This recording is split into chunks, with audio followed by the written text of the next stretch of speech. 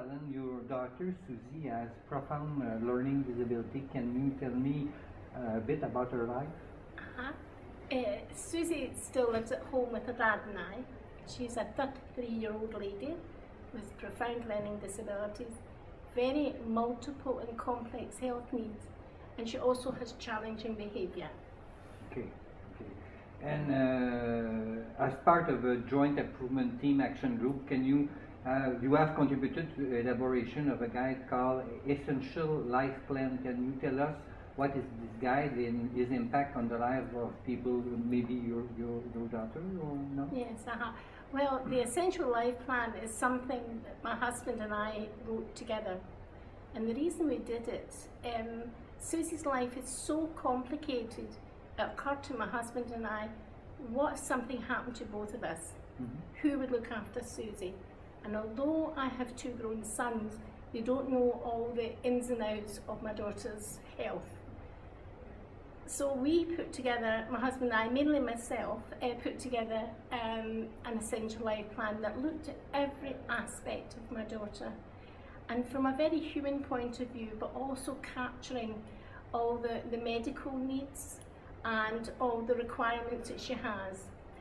This is something like a 50-page document with appendices, and it approaches Susie from a very human point of view. For example, the very first page, as soon as you open it, you see a picture of my daughter. And that focuses people that you're not looking at a disease, you're looking at a person. Is it widely used? Well, I'm a trainer in interpersonal skills. And one of the things I do sometimes, people ask me to go out and train other carers and how they can develop their own plan.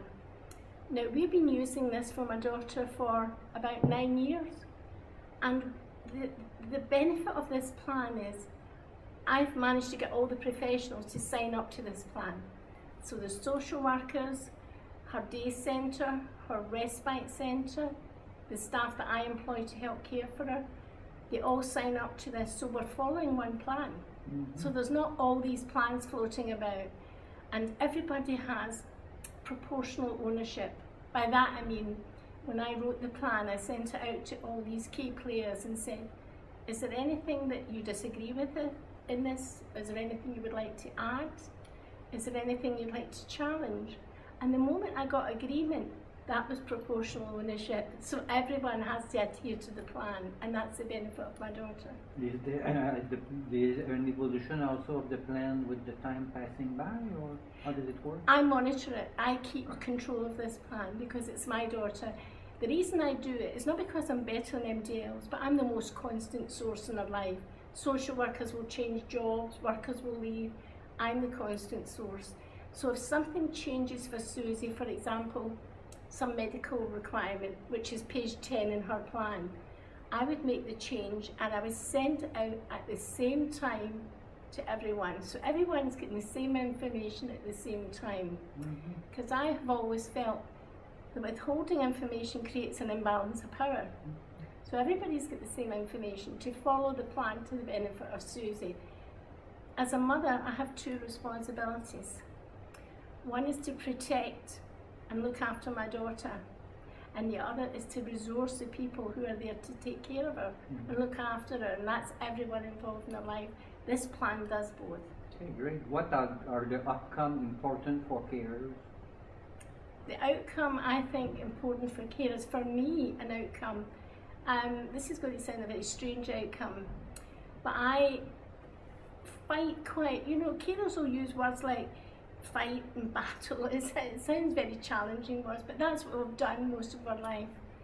And one of the things that's important to me is empowerment. And I think carers need to be empowered to actually to be selfish in order to be selfless. So unless I'm okay enough, I'm of no value to my daughter. So one of the outcomes I would like to see for carers is that they're far better resourced. I don't need services. I'm not a cared for person, my daughter is. But I need resources to enable me to continue to care. And I see this as a strong economical model, because if I live long enough, I'll be able to care for my daughter even longer. So it makes financial sense to look after carers. And what about the outcome for users? What are for you from your perspective? What are the outcome important for you? For my daughter? Yeah, yeah. Or generally? Yeah, the most important outcome for my daughter is that she's treated with the most utmost respect. Susie can't walk, talk, she can. The one thing my daughter can do is unaided is breathe. But she has to be treated with exactly the same way as my grown sons and my grandchildren, given every consideration. I see people missing the little things. I see people feeding my daughter but not telling her what she's eating, putting her jacket on, not telling her, I'm now putting your jacket on. We tend to do things to people, we do things for people, we seldom do things with people, and that's what equality is. And that is hard work.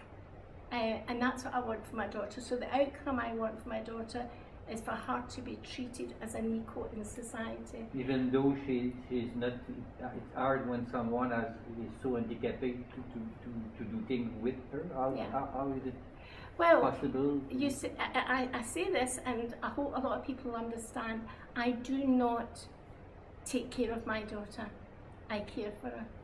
So she has the right to her own thoughts, her own feelings, and her own actions. The only time I stop her actions, because my daughter's violent, is when she tries to hurt herself. Other than that, she has her own thoughts and feelings. And if she's up at 3 o'clock in the morning screaming her head off, I don't need to like it. But this is her life. She has to be respected. She's trying to communicate something, and it's up to me to try and engage and find out what that is. Okay, and about the government, the Scottish government recognition of the importance of this outcome, has it really changed the life of carers? To some degree. I think the greatest challenge we have in Scotland and worldwide is to try and balance the needs of the individual against the system and structure that's there. I often think the intention is honourable, I really do, but what I think we fail in is checking out the reality. And I think that's akin to the whole world. It's not just Scotland. We need mechanisms. We'll always check out what we think is happening with the reality of what really is happening. And that's a lot of hard work, because systems and structures don't always equate to individuality, to what the person is looking for. So you think that the biggest challenge ahead for people like yourself or your daughter to be able to check, have a reality check? Yeah. What I fight for is the right to be ordinary, not the right to be special. Okay. So what I want for Susie and for myself as a family, I don't look for big things. I just want to be able to eat and sleep and have a break and have some choice and control, and that's what I want for my daughter. So these are, if you like, human rights issues, I think. More than carer issues, more than care for people's issues. I think the right to be ordinary. If you're disadvantaged because of disability or because you're a carer, is to try and find that equality where we can actually have just the same human rights. I don't want my daughter to be special. I want her to be ordinary. It's really the discourse of independent living. I'm not sure what that means, because in reality Susie can never be independent. But she'll always be dependent. But she can be independent in as much as how people treat her. See, I don't think the problem in life is what we do. I think the problem is how we do it. And finally, you are a carer champion. What does it mean to be a champion? I really don't know. I have no idea. I just feel passionately for injustice wherever it is. And I sometimes think, we don't actually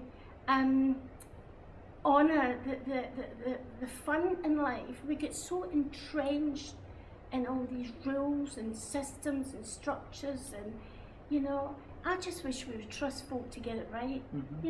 If you give somebody power, if you give them responsibility, just trust them a wee bit to do their job. Rules are made not because people get things right. Rules are made because folk get things wrong. but sometimes we need to lighten up and just enjoy the wonder of a human being. I don't know if you have terms like this, but I want my daughter to do wheelies in a supermarket. You know, I want her to experience life and to have fun in this very limited life she's got. But sometimes systems and rules stop that from happening. So I think we need to lighten up a bit. I know all these wonderful academical things that we need to do, but sometimes the issue becomes bigger than the person, and we need to just, you know, value that individual that's there, and that's what we try to do with Susie. So if I'm a champion, if Andy's a champion, I would say anybody needs passion and love in their life.